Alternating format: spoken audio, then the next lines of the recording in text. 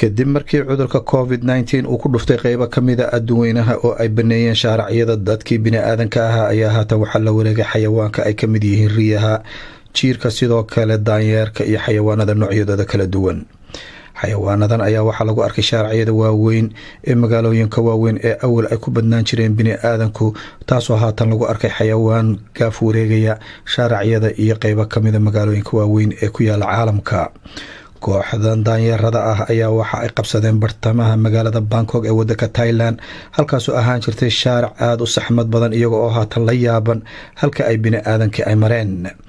cudurka covid-19 ayaa gobi ahaanba ka safeeyey adduunweynaha shaaracyadooda in lagu arko dadweyne aada u fara badan, taasoo ay si weyn usoo dhaweeyeen xayawaanku, islamarkaana ay haatan gaaf wareegayaan magaalooyinkii iyo shaaracyadii awal aanay mari jirin baabuurta iyo dadka iyo buuqa oo aada ugu fara badnaa. ururada u dooda xuquuqda dhinaca xayawaanka ayaa sheegay in ay xayawaanka lafaantooda ay isweydiinayaan halka bini'aadankii ay tageen, iyadoo ay raashin fara badan ay ka heli jireen goobaha ay dadku ay ku badan yihiin. tallaabadan ayaa waxa ay noqonaysaa markii ugu horeysay taariikhda bini'aadanka ee xayawaanku ay gebi ahaanba ay la wareegeen shaaracyadii waaweynaa ee magaalooyinka awal ay buuxdhaafiyeen dadku. Dalmar, warbaahinta qaranka, magaalada London.